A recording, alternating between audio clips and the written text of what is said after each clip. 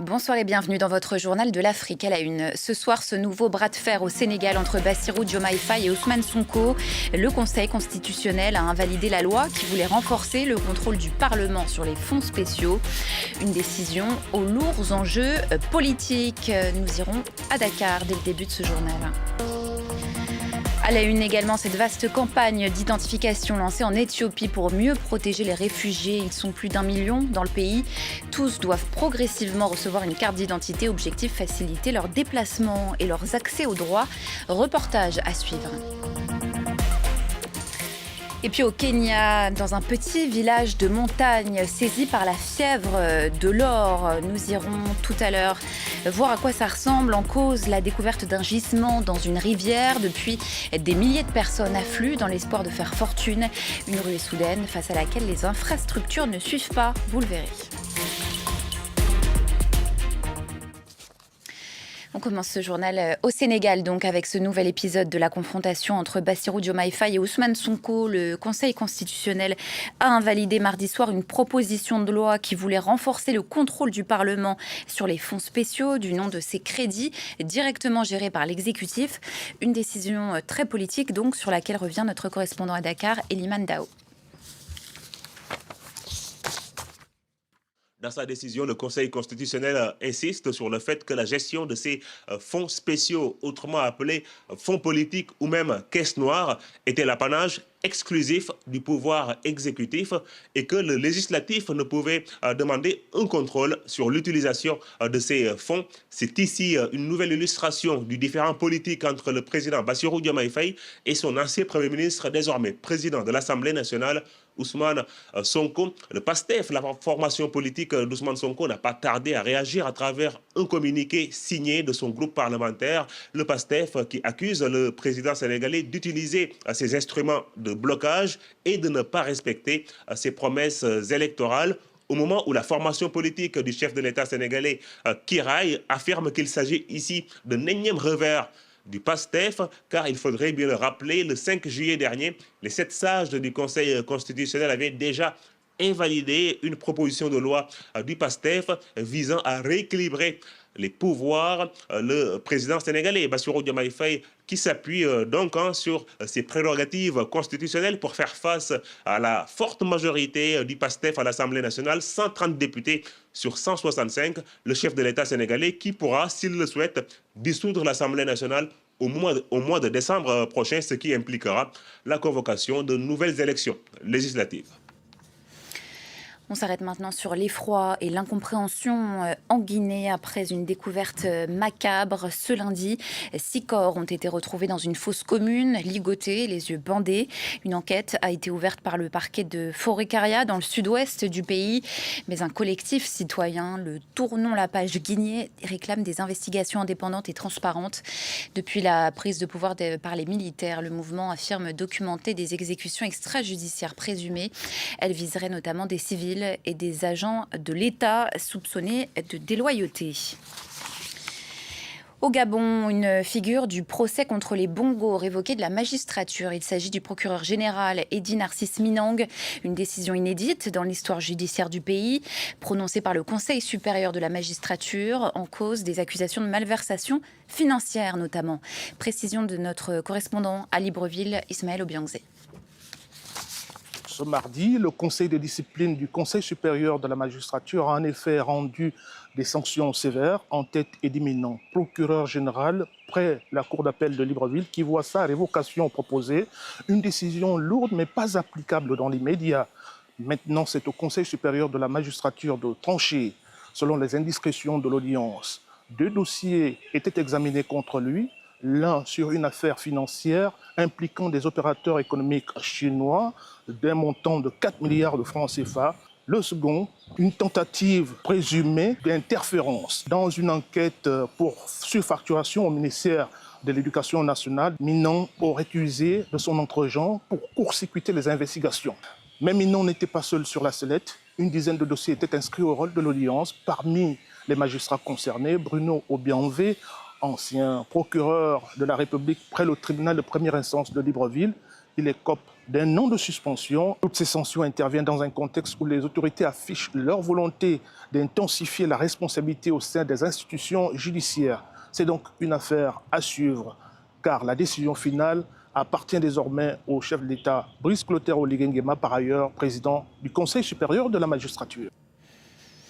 C'est l'un des principaux pays d'accueil de réfugiés sur le continent, l'Éthiopie, qui compte plus d'1 million de réfugiés et de demandeurs d'asile. Dans le pays, un nouveau système de carte d'identité se met progressivement en place pour changer leur quotidien. Objectif, leur donner davantage de liberté de mouvement, mais surtout un meilleur accès à l'école et au travail. Voyez le reportage signé Bastien Renouille avec Tom Canetti.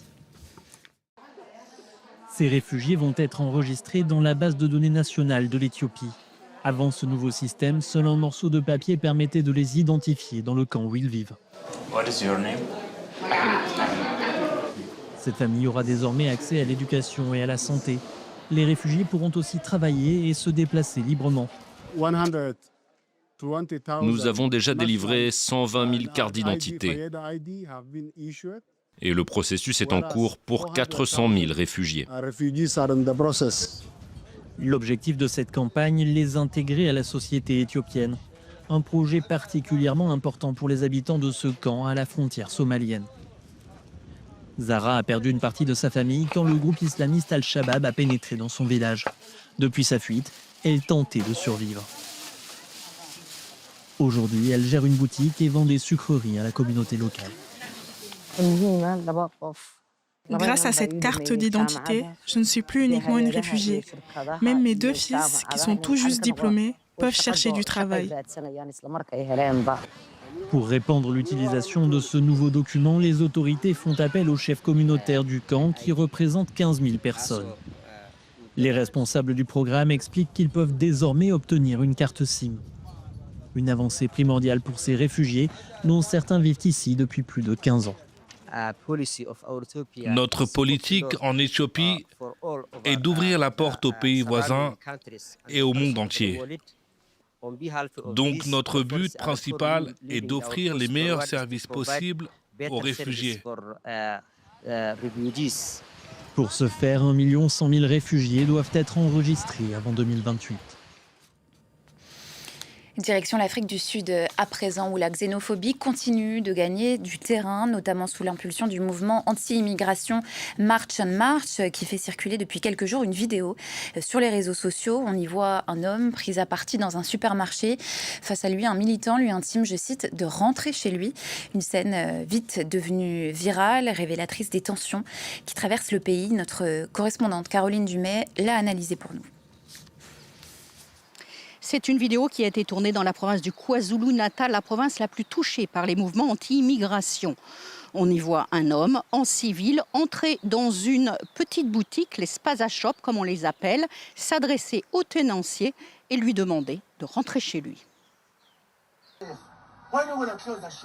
Quand est-ce que tu fermes ta boutique? Quand est-ce que tu rentres chez toi? Quand? Eh mon pote, je te parle. Quand est-ce que tu vas rentrer d'où tu viens? Quand? Réponds-moi. Ce clip a choqué beaucoup de Sud-Africains qui y voient un acte d'intimidation. Mais les militants de March on March continuent à le faire circuler.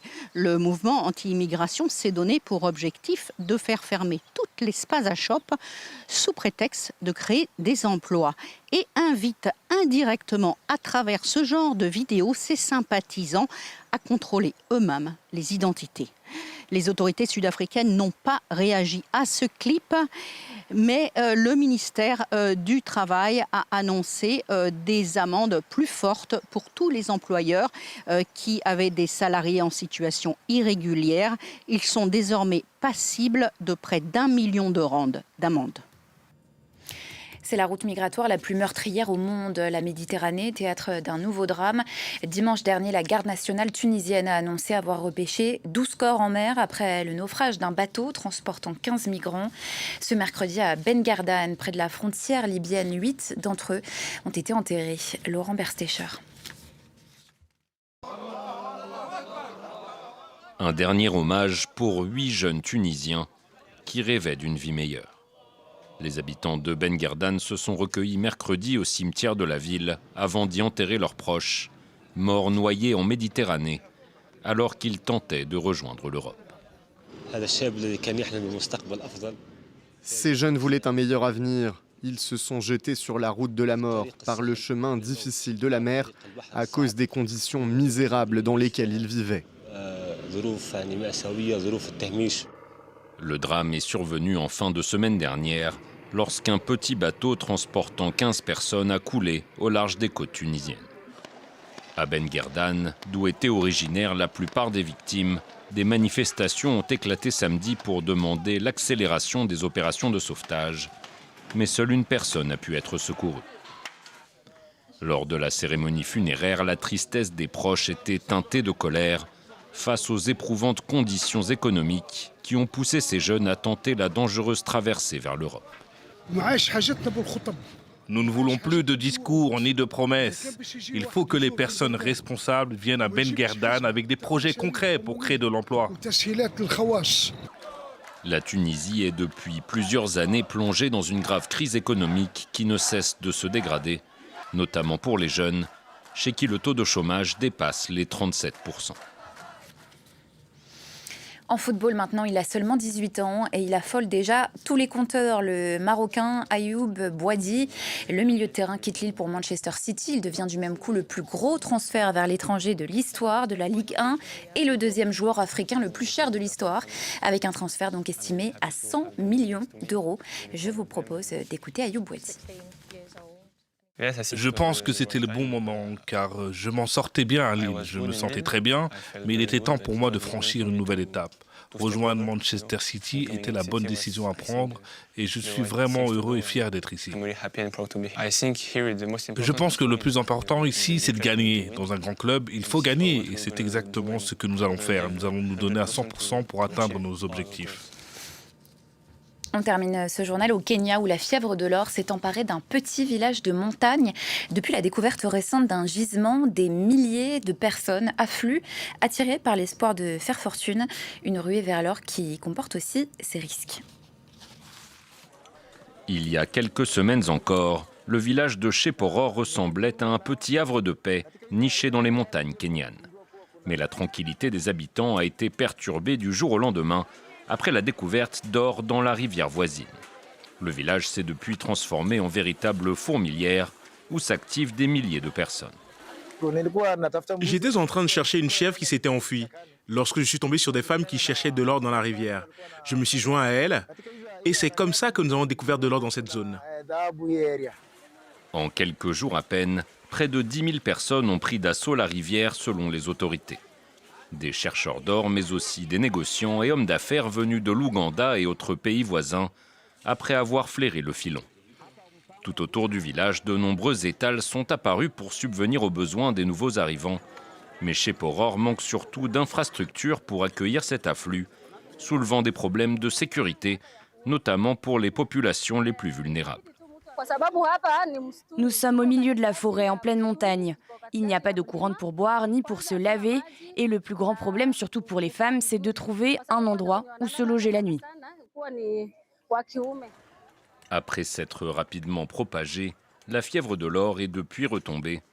Seules des petites quantités du précieux métal ont pour l'instant été découvertes à Cheporor, poussant près du 3/4 des 10 000 entrepreneurs et prospecteurs en herbe à rentrer chez eux.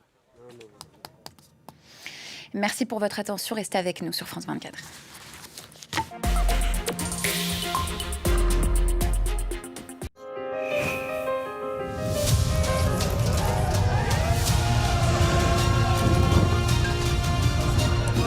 Les portes s'ouvrent. C'est quand même incroyable comment ils sont faits. C'est quelque chose de fou. Ça résonne en nous. C'est comme si tu étais dans un autre monde. Chaque jour, la culture fait du bruit sur France 24.